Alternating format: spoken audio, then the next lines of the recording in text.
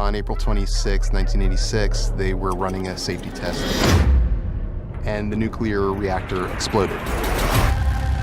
In the weeks and months following, there was a massive effort to put the genie back in the lamp. This has been a mammoth production.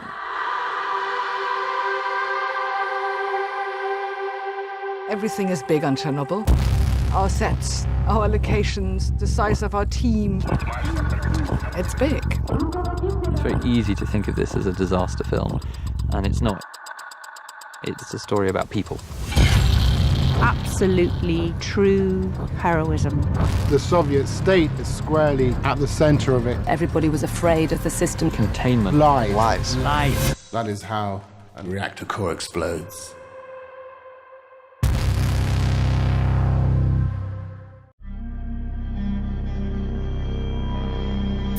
Chernobyl was a nuclear power plant in Soviet Ukraine.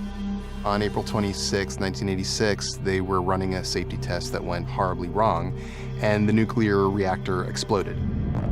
I'm pleased to report that the situation in Chernobyl is stable. In terms of radiation, I'm told it's the equivalent of a chest X-ray. What baffled me was how little I knew about what actually happened and the magnitude of the whole thing.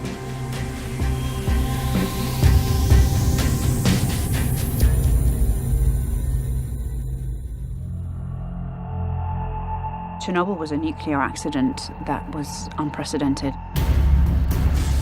They have to figure out how to stop the nuclear fuel from melting down into the water and poisoning the continent of Europe. I don't understand, this isn't a fire. The heat will instantly vaporize the water. How do we put it out? There was no way to safely solve this problem.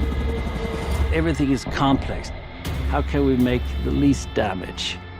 You see this cataclysmic event unfolding in so many different directions. 750,000 people helped cleaning this place up. People who worked at the plant, people who were sent to Chernobyl to clean up this impossibly contaminated area, an area that is still off limits today.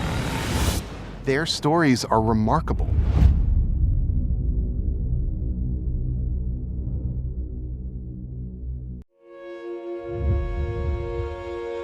Everyone has this notion of what they think Chernobyl was about or what happened. I certainly didn't realize the extent of what went on. It's not just a story about a nuclear power plant blowing up. To me, it's a story about people. I thought it was a story I knew. And then this just showed me what an incredible story there was behind the truth that I knew. I grew up in Sweden and I was there in '86 when it happened, and it was a big deal for us there. I have very vivid memories of it. I wasn't allowed to go outside when it rained for quite some time. It was a very shocking event, but at no time did I have any sense that it was anything other than a terrible accident. There was a system that had created the conditions that led to Chernobyl happening. It's an incredible story about when power gets corrupted and when the truth is buried, and it has such resonance now. Today, more than ever, it's really important that people search out the truth. We all had a tour of the town and the reactor, and it was just the most remarkable place to be. There are 3 other reactors. They're not producing nuclear energy, but they are functioning in certain aspects. There's still people who are working in those hallways that our characters walk down. We came away with a real sense of duty to try and tell that story as authentically and as truthfully as we could. It's not just a piece of fiction, it's a testament of the history of mankind. Had they not been successful, it could have been a planetary-wide disaster. The divers, the miners, the people that went up onto the roof, those were truly heroic sacrifices that those people made. It's important that the world would know a bit more about those people, even though we're never gonna know their names. It's something that can't be forgotten because the consequence of the explosion and the actions that were taken afterwards are something that exist even today. And what has really been so unique about this is that every single person feels responsible to tell the story as truthfully as possible and be provocative in how we tell that truth.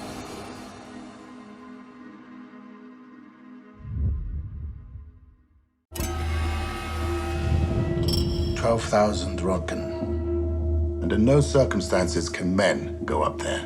It would be fair to say that that piece of roof is the most dangerous place on Earth.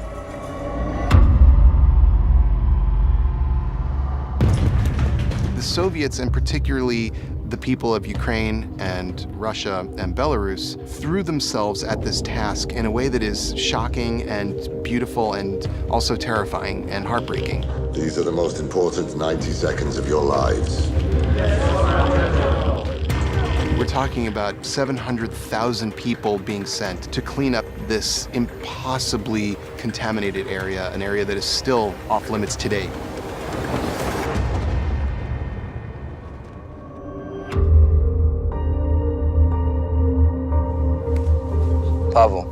Pavel represents all these innocent men coming into this grinder, you know, and then being spat out on the other side. You're not going to walk away with an experience, you know, it's not that at all.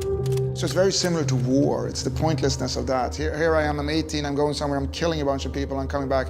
Has it made anything better for anyone? No, because that's not the way it works, you know, and here I am now being dehumanized, basically.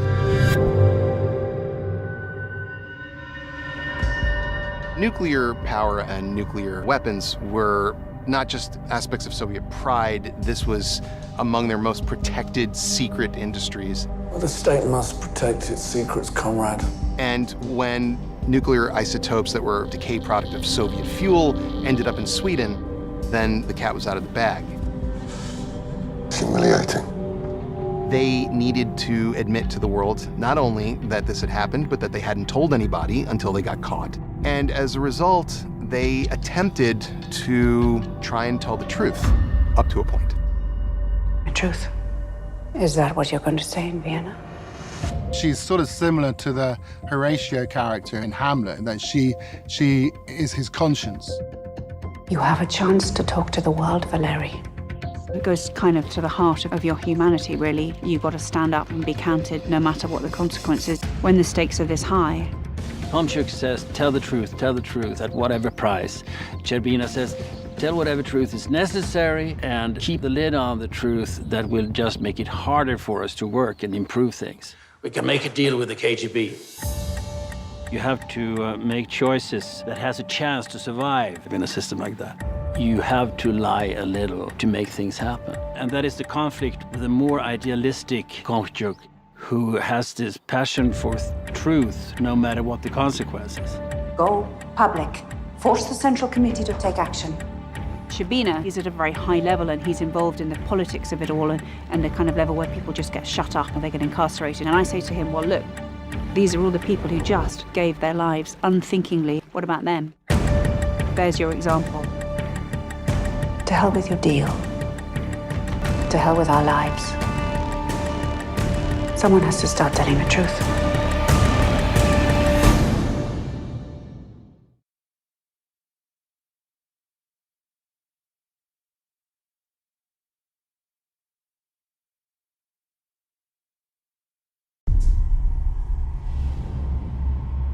Why worry about something that isn't going to happen?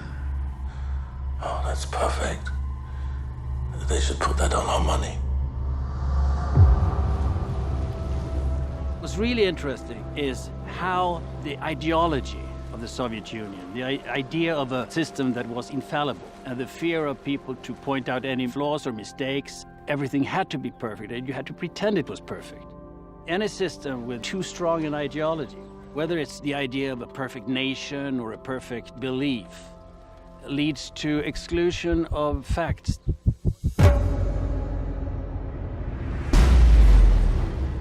The West is now satisfied that Chernobyl was solely the result of operator error, which it essentially was.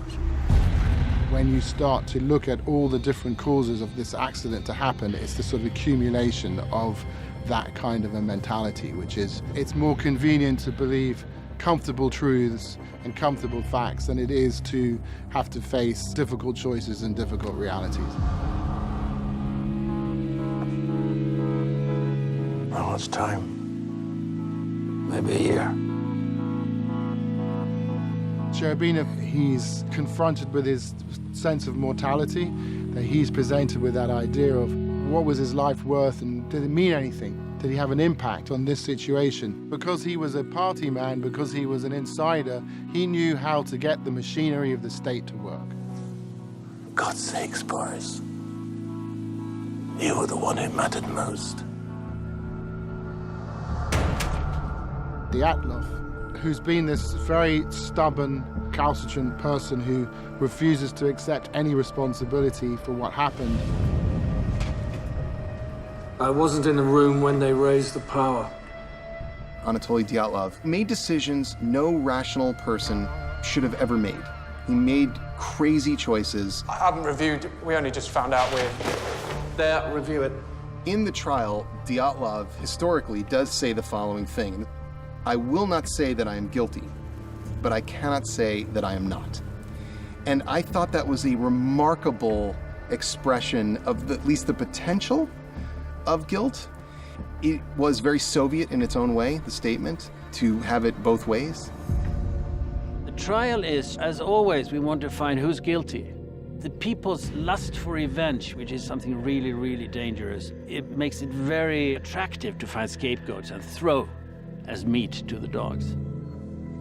Once it's over, we will have our villains, we will have our hero, we will have our truth. We established pretty early on what mistakes did those people do in the control room. But the thing is that the system was guilty. Professor Legasov, if you mean to suggest the Soviet state is somehow responsible for what happened, then I must warn you, you are treading on dangerous ground. That is how an RBMK reactor core explodes. Lies.